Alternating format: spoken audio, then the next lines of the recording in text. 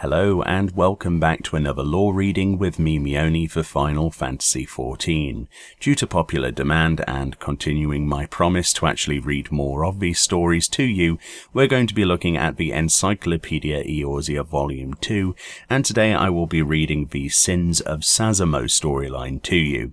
All credit goes to Square Enix. Obviously, I don't take any credit for this work, but due to how popular the last readings have been, I thought this one in particular was worth sharing with you. So without further ado, the Sins of Sasamo. With a name as imposing as the winding climb required to reach their terminus, the 80 Sins of Sasamo have endured countless summers to tell the tale of a princess who would dare defy the throne, only to pay the ultimate price for her folly. Yet while once a scandal that rocked the ruling house to its foundations, sending waves of shock and awe throughout the populace, details of the sordid affair have, with time, grown as worn and weathered as the very stones that shape the eponymous steps. Crime and punishment. According to records penned by Ul'dah court historians, it was in the 1388th year of the 6th Astral Era that Princess Sasamo Ul'Samo, first in line to the throne, turned cloak against both nation and kin. Having grown weary of her elder sister Sasadi's rule, Sasamo is believed to have quietly forged alliances with remnants of a recently overthrown Fawn dynasty in a plot to claim the Sultanate for herself. Before the plan could be executed, however, one of Sasamo's own cable betrayed her to the Sultana, resulting in the princess's immediate arrest and imprisonment in the Marizaja pit. At the much-publicized trial, the princess was charged and convicted of a remarkable 80 counts of wrongdoing, from high treason against the Sultanate and attempted regicide to blasphemy and libertinism. Normally such crimes, and in such abundance, would be punishable with a sentence no less than death. Yet matters were not as simple as erecting a gallows in the Gold Court, for Sultanate law specifically prevented the execution of any member of the royal family. To see justice meted, the Sultana tasked her councillors to design a punishment that would serve to duly humiliate her sister, while proving severe enough to deter any future uprisings. The resulting sentence was, at the time, the most extravagant the realm had ever witnessed. For each charge brought against her, Sasamo was ordered to climb and descend the 80 steps leading from the Scorpion Crossing to the Western Trade Gate, now known as the Gate of the Sultana, 80 times a day for 80 straight days, reciting aloud one of her 80 crimes with each step taken. For some of the more vertically endowed races, this may not have been such a daunting task, but for a privileged noble weighing but a few stones and measuring not a hair over 3 fulms, the punishment was brutal, to say the least. As is their wont, the citizenry of Ul'dah were eager to witness the shaming of one in such high standing, and took relish in their part of the ever-raucous rabble. In the first weeks of Sasamo's punishment, the crowd would gather every morn and cock-call to jeer and spit, hurling profanities and refuse without surcease. The repeated abuse was a heavy burden on both mind and body of the princess, and soon it began taking Sasamo upwards of 18 bells to complete her daily circuit, leaving little time in the oubliettes to regain strength before the following sunrise. Yet to her credit, the disgraced second daughter of the former sultan refused to flinch, and refused to hang her head in shame. It was this stubborn resilience that saw a transformation of the small folks' hearts.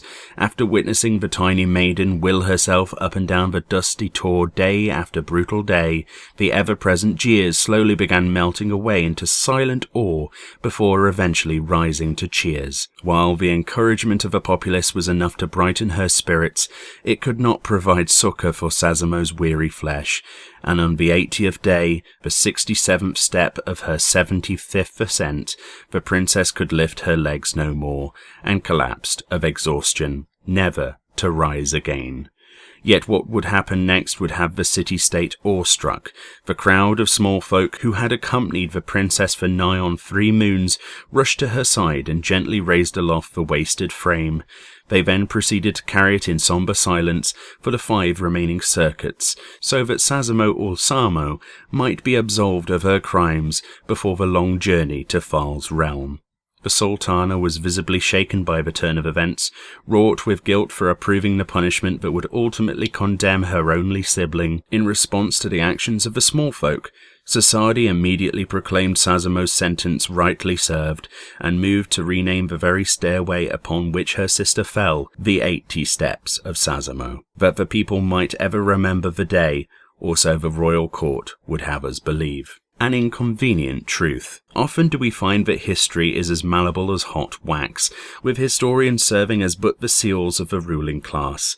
Might there not have been another side to this tragic tale? A side that might paint a different picture? The recent discovery of a diary allegedly penned by Sasamo in her final days cast doubt on the court-spun narrative that Sasamo was a driving force behind the failed coup, suggesting that the true villains of the story may be her advisors working under orders of the Sultana herself, in an attempt by Sasadi to preemptively quell any potential threats to her rule by constructing an elaborate plot that would see her sister implicated in crimes inescapable. This theory is further supported by the fact that, despite documented collusion with the princess, each of Sasamo's advisors silently escaped any manner of punishment, with most simply disappearing from Uldar altogether. A convenient end for the Sultana, to say the least. It is not possible that, trapped in a position where any negativity towards the now martyred princess might incite the Uldan citizenry, Sasadi was forced to make a move that would be received favourably by the public. Had she truly forgiven her sister? Her actions would suggest otherwise. Petitions by the populace to hold yearly remembrances for the fallen princess were consistently denied, and pilgrims who had journeyed to walk the steps were turned away by guards, citing congestion.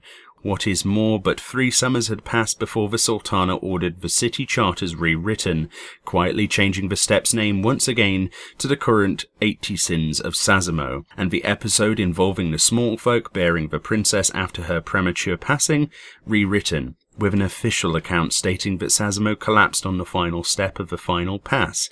A slow yet surgically precise barrage of palace-centric propaganda had become a pale over the memories of the people, leaving them susceptible to a truth convenient to none save the court. Well, hopefully you enjoyed this episode. I certainly did. There's a lot of hidden history in the various parts of Eorzea, and hopefully me reading this to you, we can all learn something along the way in these videos. So thank you all kindly for watching. Leave a like if you did like it, and I'll see you all next time.